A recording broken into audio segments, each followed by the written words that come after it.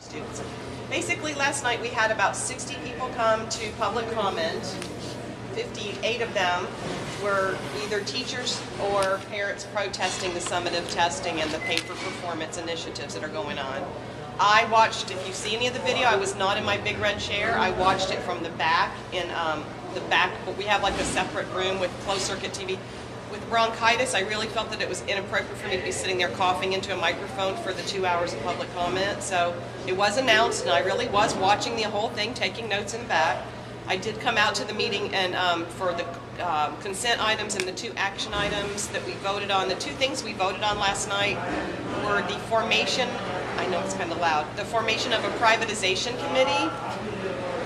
And what a privatization committee is there are those of us on the board when we ran that we felt that there are some operational, non-classroom operational parts of CMS that might be better done by a private sector employer or private sector company.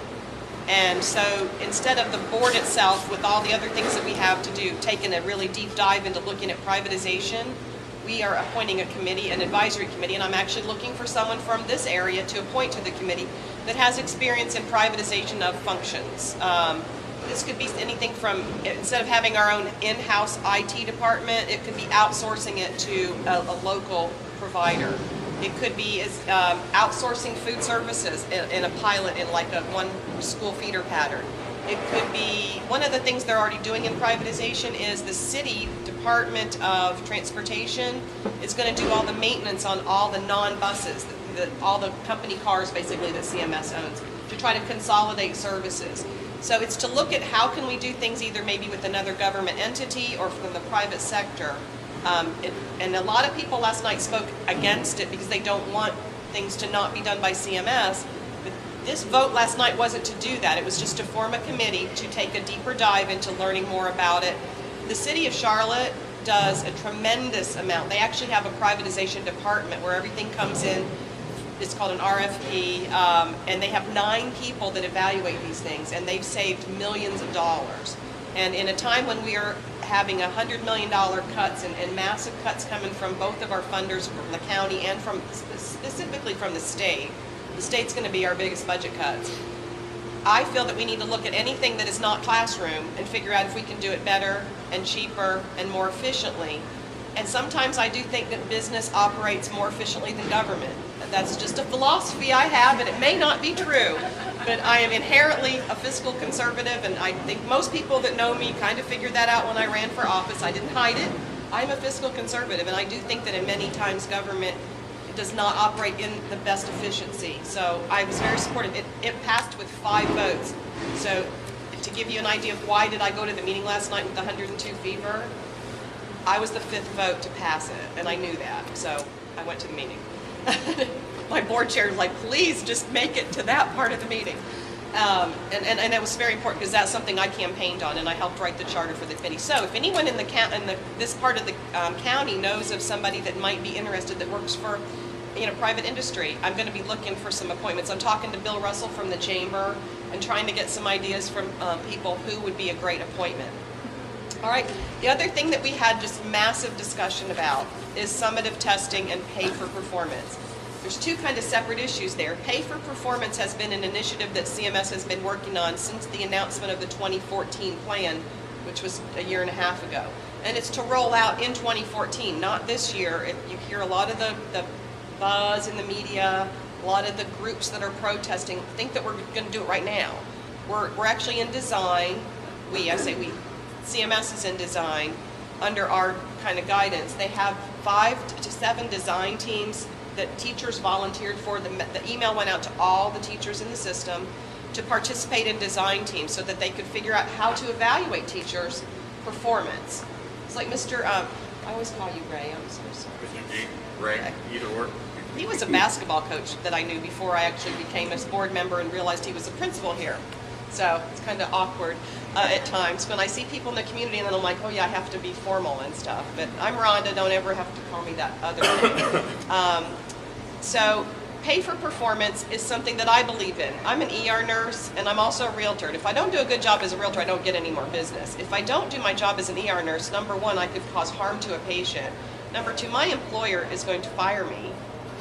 And there's a big heat right now, if you read the media, that the teachers are a little bit upset with us because we put a bill into Raleigh to basically say that we could put the performance-based initiative into effect without them approving it. And they're mad because they think they should have final approval on how they're compensated. My question back to them is, I have yet to give my employer a list of why I want to be compensated the way I want to be compensated and have them actually agree to it. I don't think many of us can go to our employer and veto the compensation plan. I didn't have a right to veto when my employer dropped Blue Cross Blue Shield, which was way better than the insurance I have now. I didn't have really a right to protest that I haven't gotten a pay raise, an hourly raise since 2008 in the ER, but then they announced profits for my corporation yesterday in the paper and bonuses to administration. So whatever, don't let me get started on that. So most of us that work in the private sector operate under performance-based pay, merit-based pay raises, that kind of thing. And most of us operate where we can't really tell our employer how to pay us. So I don't think this is all really foreign to the majority of the population. But it is to teachers, and we're asking them to change the way they have always thought about teaching, which is the longer you're around and the more initials behind your name, the more you get paid. And I've got kids in the system. I've got a college student that started at CMS as a kindergartner, and I've got all the way from, a college student down to third grade. So I've been in CMS for 14 years. We have great teachers, and I can honestly say that the best teachers I've ever had have not necessarily been the ones that have been around the longest with the most initials behind their names. Some of the best teachers my kids have had were young and out of school a very short bit of time. I thought that I could have probably been their mother. And they were highly motivated, and they still had such a passion for teaching. And I want teachers that have that passion for teaching and do a great job to make sure that they're rewarded and they want to stay a teacher, so that 20 years from now they're still here and they're still teaching our kids. So I do believe in pay for performance, but and nothing is rolling out yet. It's in design, and like you said, there's multiple aspects of it. It's not just all about testing. It's not just all about the state mandated evaluation form. There's also measures in that whole formula that talk about children's attendance. Did their parents respond to teachers? Have they been in school suspension or out of school suspension? Did they show up and take things? I mean, so all those things that you think about that might throw off teachers' performance scores are actually formulated into this whole process. It's very complicated, and like I said, they're still in design. So that's kind of one area. Any questions on that one? I'm sure there are. Start at the back. Well, I guess my question is, I'm not sure how it's fair to judge a teacher based on how a child performs, because you could have the best teacher trying to teach a child that might not get the concept. And Agreed. Do you know what I mean? Oh, I agree. And I have 3 children that all learn completely different, have totally different learning styles. What it's doing is it's not necessarily measuring what the child knows, it's measuring how much the child grows. There's a difference. So it's not really have a relationship with the teacher. I mean, it does to an extent, and that's why those other things are factored in, previous growth, and then that's why you kind of have to start somewhere, like with the summatives, to get a baseline of where every child is. Because not everybody's going to be not every third grader is going to be at third grade 10 months when they take the summatives in May. We know that. So you have to do that, but then you take into effect things, poverty, you take into parental involvement, because to me parental involvement is probably the key to success in any child, and that's just one of my other philosophies that I will never give up on. So they're taking all those but they're factoring that into test scores. But it's not necessarily the raw score, it's how much the child did a year ago, and then this teacher had all these same children, and they should be expected to grow at least a year in growth. Whether they started at first grade level or third grade 10-month level, they should all grow 12 months. And hopefully they'll grow even more than that if we want to close the achievement gap for the lowest performers. So it is hard, and that's why we're trying to find the right kind of test, balancing with all those other window panes to balance it out. It's complicated. It's kind of like with me at the hospital. They could say, well, she didn't kill anybody this year in the ER, so, or she had 5 saves on CPR in progress. And is that how I get evaluated as a nurse?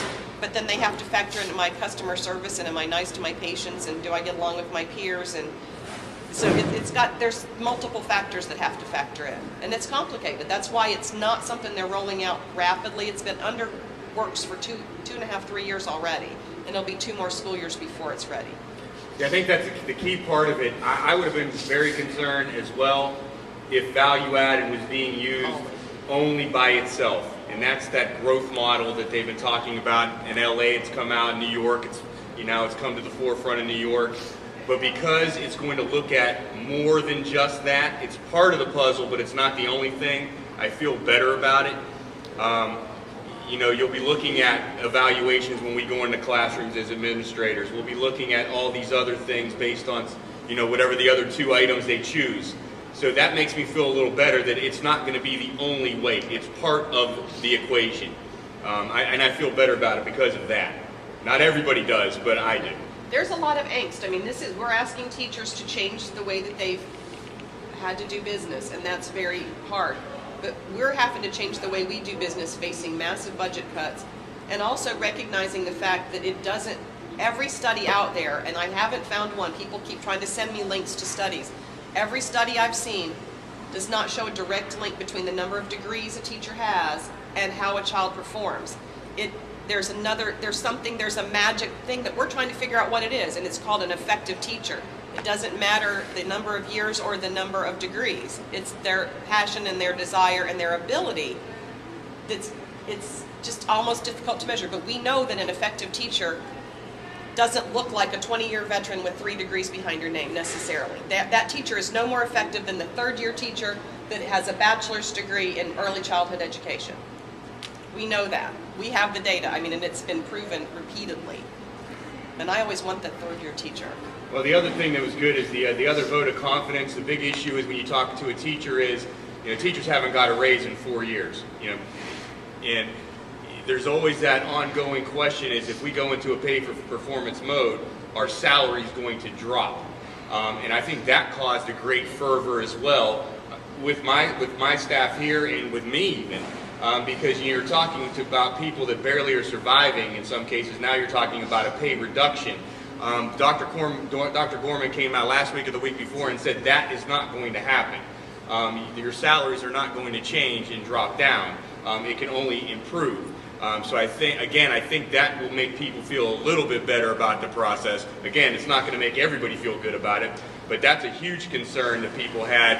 When you start to go to legislation and say CMS is now going to have control over all of this money and how they want to use it, people, there's a fear factor involved as, where is my salary going to drop to?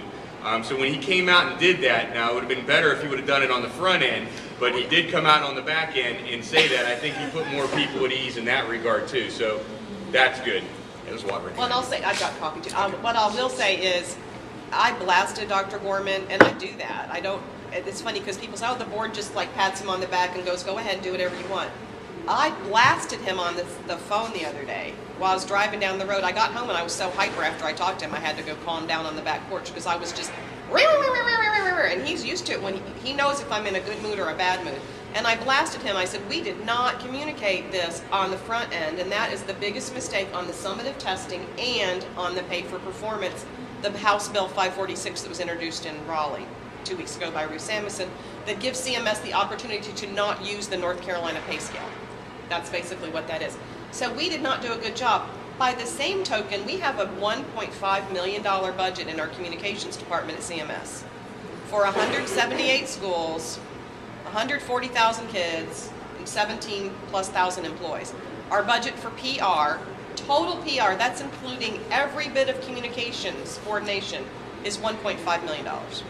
They can only do so much. There's 8 staff members, and they're not doing a very good job because they can. But I'm not going to put more money into a PR budget. We just have to figure out a way to do things like frequently asked questions and webinars and try to get the information out there.